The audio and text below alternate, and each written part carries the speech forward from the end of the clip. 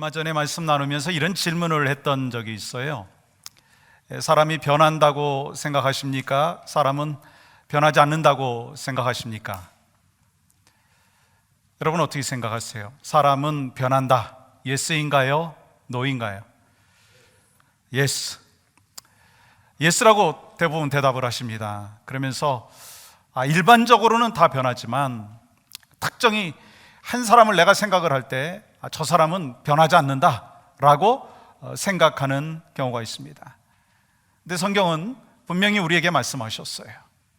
오직 마음을 새롭게 함으로 변화를 받아 하나님의 선하시고 기뻐하시고 온전하신 뜻이 무엇인지 분별하도록 하라. 무슨 말씀입니까?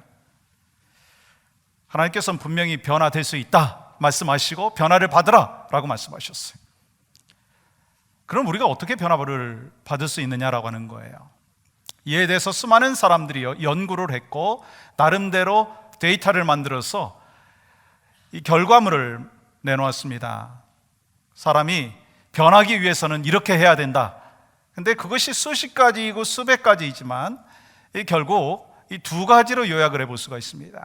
하나는 사람이 밖에서부터 안으로 변화된다라고 하는 주장이에요. 즉 우리가 행동을 계속해서 고쳐나가면, 잘못된 거 고쳐나가면 올바로 된다, 변화된다 라고 하는 거예요. 예를 들어서 여러분의 뒷마당에 나무가 있습니다. 근데 나무가 병이 든 거예요. 그렇다면 이런 외부에서부터 안으로 변화가 있다라고 하는 사람들의 주장은 이런 것입니다. 나무를 어떻게 살릴 수 있는가? 나무의 병든 부분을 잘라내고 또한 교정하면 살릴 수 있다, 그렇게 주장을 하는 거예요. 이와 같이 인간의 잘못된 부분들을 하나씩 고쳐나가면 변화될 수 있다라고 하는 견해를 얘기하는 것입니다. 또 하나는요, 사람은 안에서부터 시작해서 밖으로 변화된다는 거예요. 마찬가지로 여러분의 뒤뜰에 나무가 있는데 그 나무가 병들었어요. 어떻게 살릴 수 있는가? 가지치기를 하고 교정을 해서 살릴 수가 없다는 거예요. 왜냐하면 근본적인 문제는 뿌리에 있기 때문이다라고 하는 것입니다. 근본적인 문제는 행동을 고쳐서 해결하는 것이 아니라 이 뿌리를 제대로 관리를 해주고 뿌리가 병들었기 때문이다라고 하는 거예요. 그렇다면 여러분, 성경이 뭐라고 말씀하시는가 하는 거예요. 밖에서부터 안으로 변화인가요? 아니면 안에서부터 밖으로의 변화인가요? 성경은 안에서부터 밖으로 변화를 말씀하고 있어요. 왜냐하면 우리는 결코 행동을 고쳐가지고 의롭게 될 수가 없는 존재라는 것입니다.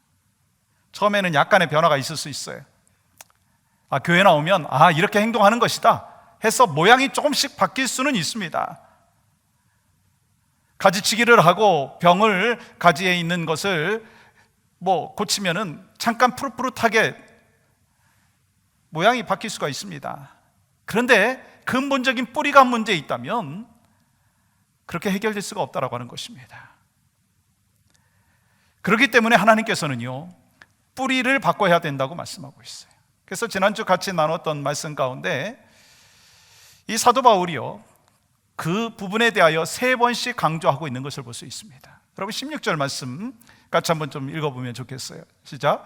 이 사람이 의롭게 되는 것은 율법의 행위로 말미암음이 아니요 오직 예수 그리스도를 믿음으로 말미암는 줄 알므로 우리도 그리스도 예수를 믿나니 이는 우리가 율법의 행위로서가 아니고 그리스도를 믿음으로써 의롭다함을 얻으려 함이라.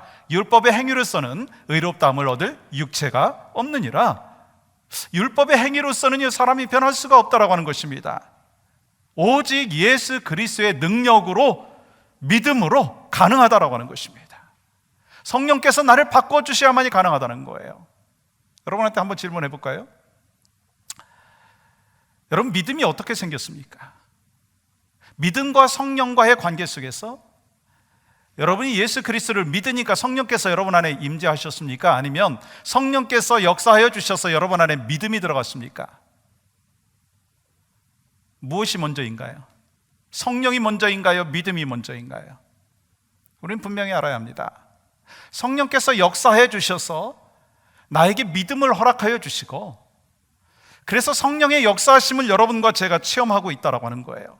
내가 노력해서 내가 바꿔질 수가 있는 부분이 아니라는 것입니다.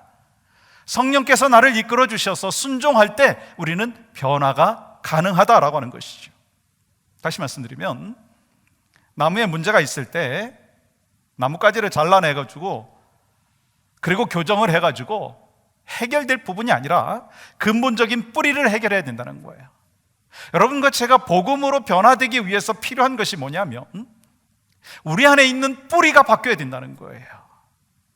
뿌리가 바뀌지 아니하면 우리는 잠깐은 그럴듯하게 크리스찬 모양으로 살 수는 있지만 제대로 된 크리스찬, 정말 열매를 맺고 하나님이 원하시는 크리스찬의 라이프를 살 수 없다는 거예요. 그러면 우리가 복음으로 변화되기 위해서 뿌리가 바뀌어야 되는데 그게 뭐냐는 것입니다. 그 첫 번째는요, 내가 죄인인 것을 깨달아야 됩니다.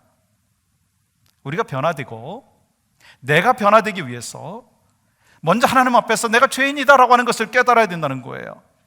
왜냐하면 우리 자신이 죄인이라고 하는 것을 깨닫게 되면요, 내 죄를 하나님 앞에 회개하게 되어 있어요.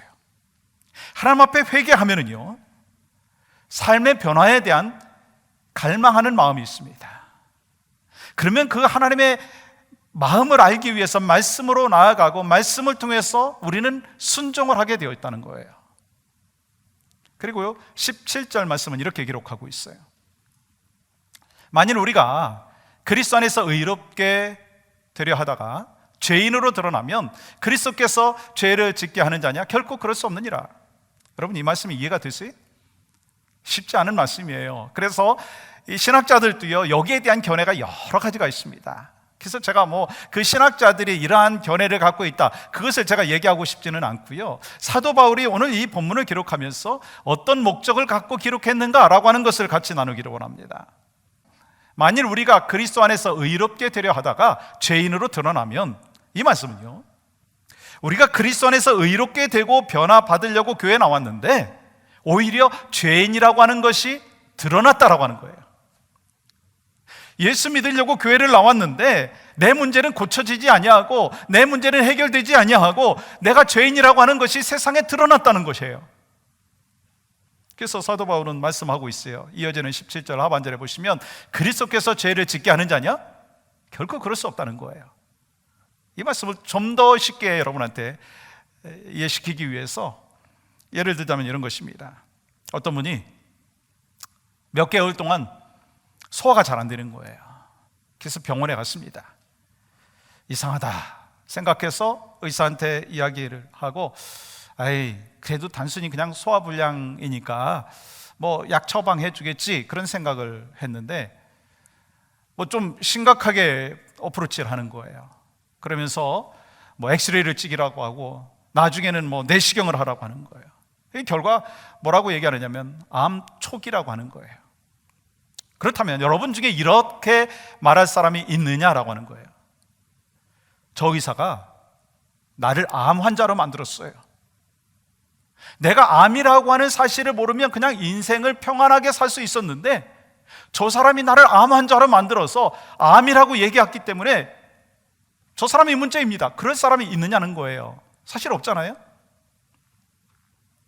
암을 일찍 발견해 준 것에 대해서 감사할 거예요. 왜냐하면 빨리 발견하면 어떻게 됩니까? 빨리 치료할 수 있기 때문인 거예요. 마찬가지입니다.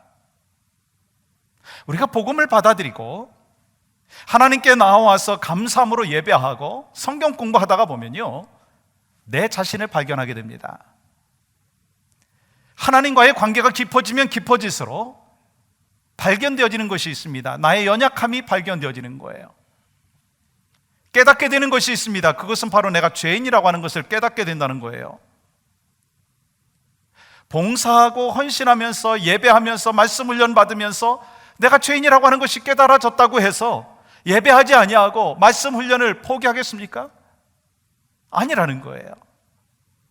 주님과 더 가까워지니까 죄인이라고 하는 것이 깨달아졌다면, 아니 이제 그 죄가 깨달아지지 않기 위해서 이 하나님을 멀리 하겠느냐라고 하는 거예요. 그렇지 않다라고 하는 것입니다. 왜냐하면 내가 죄인이라고 하는 사실을 깨닫게 되면 내 죄 문제를 해결하기 위해서 십자가 앞에 우리는 더 가까이 나가게 되는 거예요. 주님 앞에 더 가까이 나가게 되는 거예요. 그러다 보면 하나님께서 처방전을 주시고, 그래서 그 속에서 구원의 기쁨뿐만 아니라 복음으로 변화된 삶을 살 수 있다는 거예요. 여러분, 크리스찬의 라이프가 고통입니까? 기쁨입니까? 여러분에게 있어서 신앙생활이 기쁨입니까? 고통입니까? 기쁨이에요. 근데 정말 복음을 알지 못하고 참된 크리스찬을 라이프를 살지 못한다면 기쁨이 아니라 그냥 형식적으로만 신앙생활 할 수 있다는 거예요.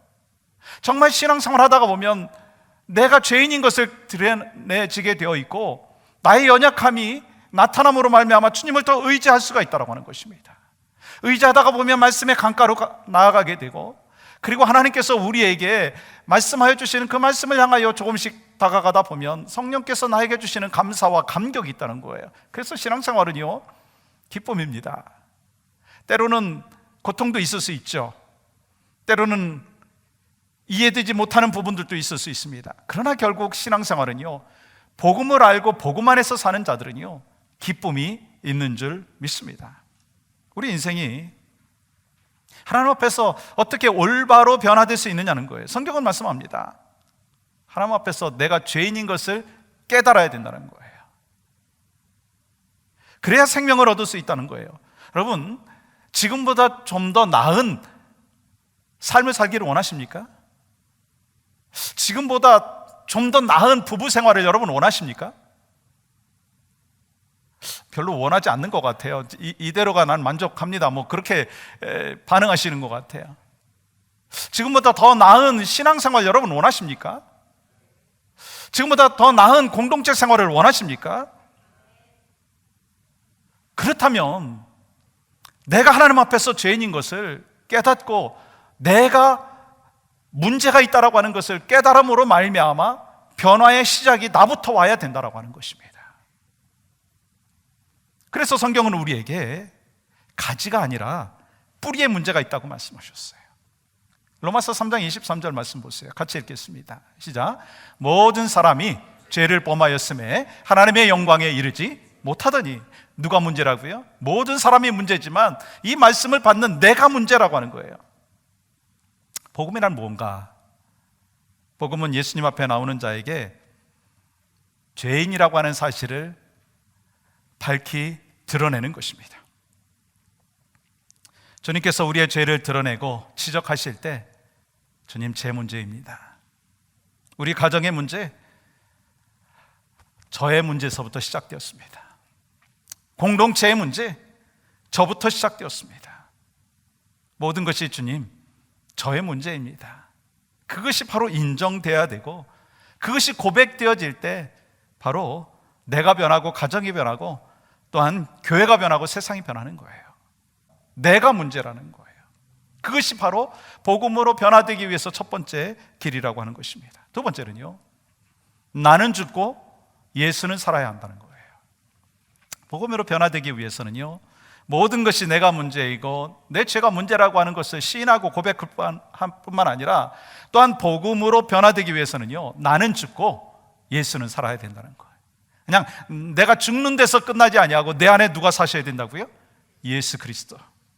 하나님은 우리에게 율법을 주셨어요. 왜 율법을 주셨느냐? 성경은 분명히 율법을 주신 이유에 대해서 말씀하셨어요.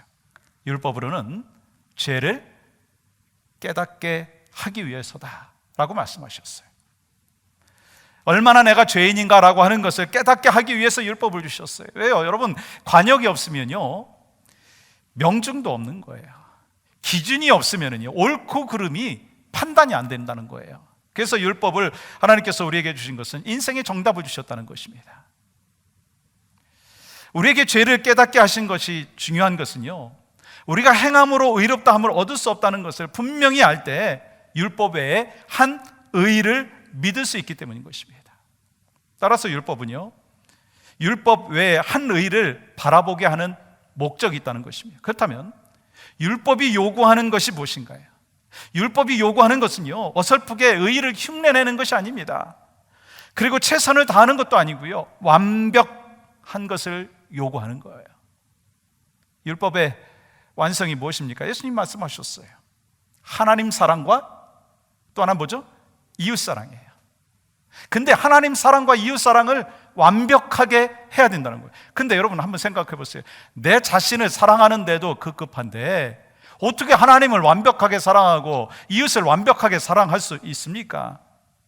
그러므로 우리 인간은요, 의의를 만들어낼 수가 없습니다. 그래서 하나님께서 우리를 긍휼히 여겨주셔서 하나님이신 누구를 이 땅에 보내주셨어요?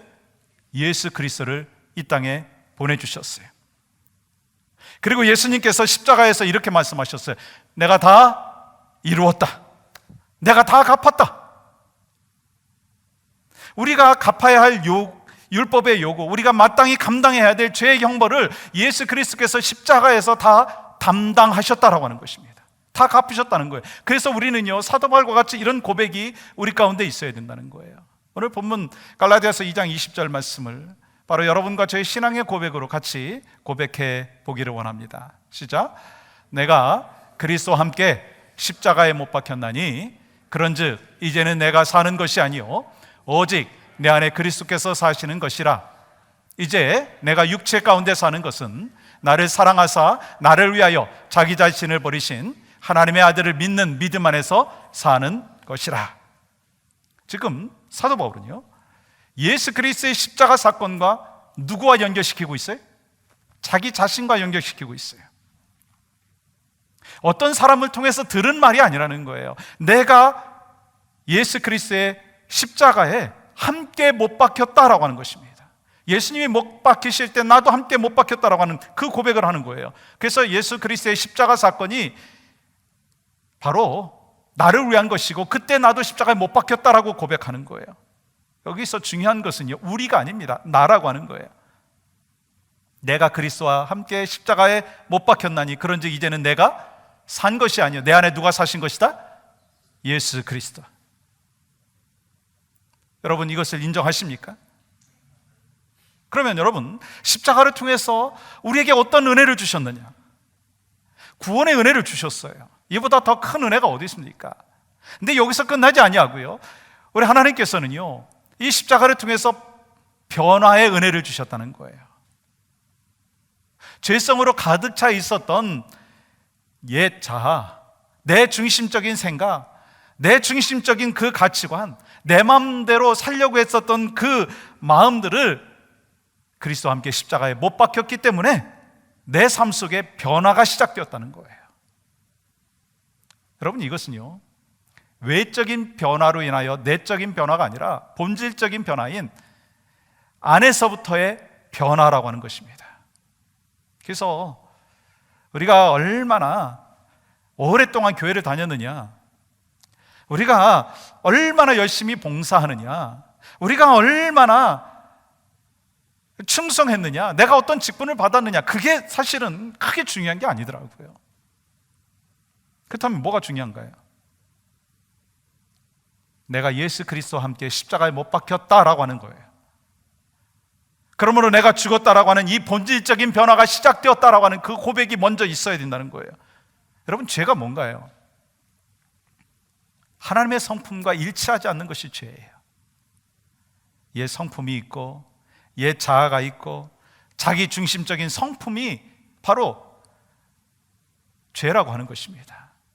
그래서 바울은요 지금 자기 중심적으로 살아온 자신이 죽었다 그렇게 선포하는 거예요. 그리스도와 함께 옛 자아가 십자가에 못 박혔습니다. 그리스도와 함께 자기 중심적인 자아가 십자가에 못 박혔습니다. 그런 고백을 하는 거예요. 그러면서 이제는 내가 산 것이 아니요 내 안에 누가 사신 것이다? 그리스도께서 사신 것이다. 즉 나 중심의 삶에서 예수 그리스도의 중심의 삶으로 변화됐다는 거예요. 우린 살아가면서요 나를 힘들게 하는 것이 무엇인가 라고 하는 생각을 해봅니다. 여러분을 힘들게 하는 것이 무엇입니까? 누가 여러분을 힘들게 하죠? 이 가까이에 있는 남편이 여러분을 힘들게 합니까? 여러분의 자녀들이 여러분을 힘들게 합니까? 이 목회하면서 누가 나를 힘들게 하는가 생각을 해보니까요 범인이 있어요. 바로 나예요. 내가 범인이더라고요. 내 생각대로 안 되면 내가 불편한 거예요. 내 고집대로 안 되면, 내 뜻대로 안 되면 내가 불편해요. 아이들을 양육하면서도 마찬가지예요. 아이들이 내 마음대로 안 되면 내가 막 불편해요. 애가 나를 괴롭히는 건가요? 아니면 내가 내 자신을 괴롭히는 건가요? 가만히 보니까요, 애가 나를 괴롭히는 게 아니라 내가 내 자신을 괴롭히는 거더라고요. 그래서 내 자아가 한번 고개를 들기 시작하면요, 관계가 깨지기 시작하는 거예요. 부부 관계가 흔들리고요, 이 가정의 그 관계가 흔들리고요, 공동체도 깨질 수 있다는 거예요. 그렇기 때문에 십자가 안에서 내가 죽지 아니하면 나뿐만 아니라 공동체 안에 있는 사람들이 평안이 없다는 거예요. 그래서 여러분과 제가 신앙생활하면서 하나님의 일을 하면서 자기를 증명하려고 하고 자기를 드러내려고 하고 자기를 자랑하려고 하는 그 마음이 있을 때 공동체에 평안이 없다라고 하는 것을 분명히 기억하고 하나님 안에서 내가 어떻게 살아야 될지를 결단해야 된다는 거예요. 우리가 때로 신앙생활 하면서요, 가정에서도 시험에 들 때가 있어요. 시험 드는 부분은 왜 그럴까? 왜 시험에 들까? 가만히 보니까요, 그곳에 십자가가 없기 때문이고 자아가 있기 때문이더라고요. 내가 왜 상처를 받는가? 그곳에 십자가가 없고 내 자아가 있기 때문인 것입니다. 그러므로 우리는요, 십자가 은혜를 날마다 기억해야 된다는 거예요. 그래서 사도 바울이 고린도전서 15장에서 뭐라고 말합니까? 나는 날마다 죽노라. 나는 매 순간 죽노라. 죽은 척하는 것과 죽은 것과는 여러분 다른 거 아시죠? 죽은 척하는 것은요, 또다시 자아가 나타나게 되어 있어요.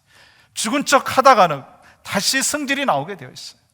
근데 여러분과 제가 예수 그리스도 안에서 살아가는 하나님의 사람들이라고 한다면 내가 그리스도와 함께 십자가에 못 박혔다는 거예요. 이미 죽었다는 거예요. 죽은 척 하지 말라는 거예요. 여러분, 죽었다는 사실을 잊어버리고 사는 사람이요, 어떤 환자인 줄 아십니까? 치매 환자예요. 영적 치매 환자라는 거예요. 이미 내가 죽었는데 죽은 것을 알지 못하는 거예요. 그것이 영적 치매 환자입니다. 소망하는 마음이 있습니다. 여러분과 제가 가정에서든지 교회에서든지 무엇을 하든지 나는 예수 그리스도와 함께 십자가에 못 박혔습니다. 내 자신은 죽었습니다. 내 자신은 이미 죽었습니다. 그것을 잊지 않는 여러분과 저의 삶이 되어야 될 줄 믿습니다. 사도 바울은 자신이 항상 죽었다는 것을 고백하면서 사는 이유를 이렇게 얘기했어요. 고린도후서 4장 10절 보시면 같이 한번 읽겠습니다. 시작. 우리가 항상 예수의 죽음을 몸에 짊어짐은 예수의 생명이 또한 우리 몸에 나타나게 하려 함이라. 사도 바울은 예수님의 죽음을 짊어지고 살았어요. 다시 말하면 자기 십자가를 지고 살았다는 거예요. 왜냐하면 자기 십자가를 질 때만이 예수 그리스도의 생명이 자신을 통해서 드러나기 때문인 것입니다. 그래서 예수 안에서 죽은 사람들은요, 어떤 시험이 와도 이길 수가 있고요, 예수 안에서 죽은 사람은요, 죽음조차도 두렵지 않다는 거예요. 그러므로 예수 안에서 사는 사람은 내가 죽고 내 안에 예수가 산다면 어떤 인생의 역경이 찾아온다 할지라도 두렵지 아니하고 죽음조차 두렵지 않을 줄 믿습니다. 사랑하는 성도 여러분, 여러분과 저는 날마다 죽어야 돼요. 근데 중요한 것은요, 죽는 데서 끝나지 마십시오. 더 중요한 것이 있다면 내가 예수 안에 살고 있느냐, 내 안에 예수가 계시냐라고 하는 거예요. 나를 통해서 예수님이 일하실 수 있도록 내 삶을 드려야 된다는 거예요. 주님 앞에 물어보십시오. 주님, 나를 향한 계획이 무엇입니까? 내가 어떻게 해야 되겠어요? 날마다 질문하고 주님의 음성을 들어야 될 줄 믿습니다. 사랑하는 성도 여러분, 여러분이 변화되기를 원하십니까?